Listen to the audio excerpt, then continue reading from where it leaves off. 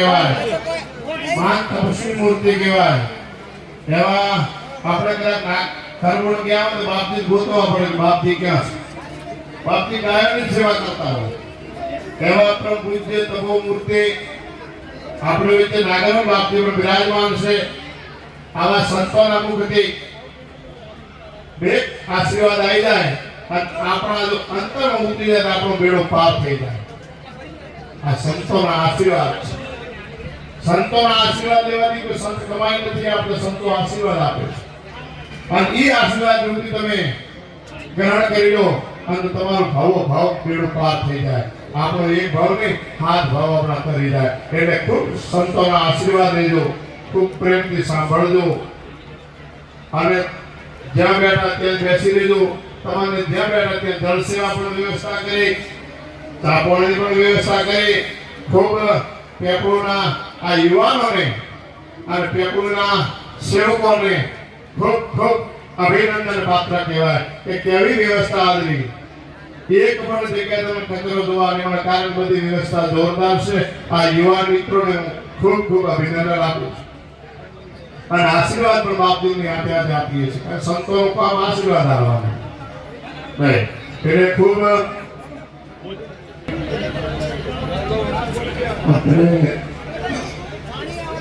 વિરાજમાન મંત્રસ્થ સદગુરુ તુલ્ય મહાપુરુષો બેઠેલા એમના ચરણોને કોટી કોટી વંદન.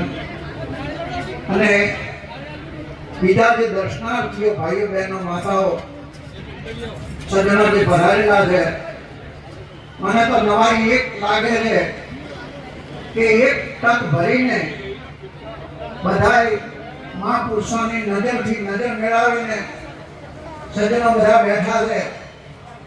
ધન્યવાદ છે તમારી ભાવનાને અને ધન્યવાદ છે આ ઘડીને કે આવી સમય અને આવી ઘડી જે મહાપુરુષોના સાનિધ્યમાં તમે નજરથી નજર મેળવીને મહાપુરુષોના શબ્દો ગ્રહણ કરી રહ્યા છો તો એ બદલ ધન્યવાદ છે.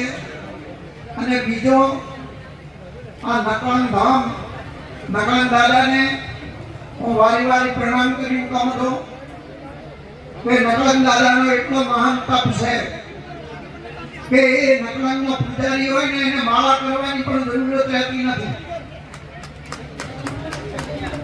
કારણ કે માળા છે જે ભક્તિ છે જ એમના સાનિધ્યમાં, નકળનના સાનિધ્યમાં. અને એ કળિયુગનો સાક્ષાત અવતાર છે જેને નકળન કહેવામાં આવે. પહેલેથી પૂજાય છે, અવતાર હવે થશે પણ એની પડઘમવાદા પહેલેથી બાકી ગયા છે. અને એ આ સજ્જનો આપણી નજરે દેખાઈ ગયો છે. જ્યાં જ્યાં નકળનનો ધામ છે એ જગ્યાએ નકળનનો એટલો બધો ચમત્કાર છે, એટલો બધો મહિમા છે કે જેની મહિમાનો કોઈ પાર નથી. તો એવા નકળનના પૂજારીજી પેપળુ શ્રી બાબુપુરીજી મહારાજને પણ મારા વારંવાર વંદન નમસ્કાર. સજ્જનો બહુ આનંદની વાત છે. આની અંદર ખૂબ લાવો લેજો. પોતાની સંપત્તિને આ સારામાં સારી જગ્યા છે વાપરવાની. આ જગ્યા વાપરજો. વારે વારે આવો અવસર મળશે નહીં. ધન્યવાદ છો તમે બધાય સેવકોને કે આવો ઉત્સંગ કર્યો, આવો અનેરો માહોલ બનાવ્યો છે અને માહોલની અંદર તમે બધા લાભ લઈ રહ્યા છો.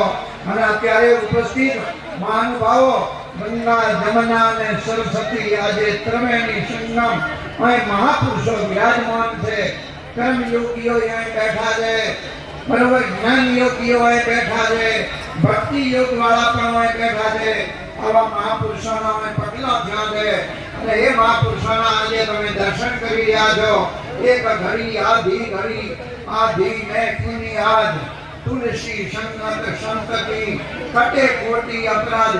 એક સંતને સંગાત 6 મિનિટ કરી હોય તો કરોડો અપરાધ ટળી જાય. ત્યારે હોય તો કેટલા બધા સંતો આવવાના છે અને કેટલા બધા આવીને બેઠા છે.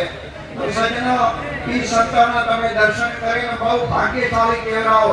તમારા જન્મ ધર્માંતર સુધરી ગયા, કોટી કોટી ભાવ તમારા સુધરી ગયા સંતોના ચરણની અંદર. આજે એવો માહોલ છે તો વધારે હું ના કહેતો, તમે જે રીતે આજે તમારા હૃદયની અંદર નકમ ભગવાન વિરાજમાન છે અને એના કારણે તમે બધા આ માહોલની અંદર ભાગ્યશાળી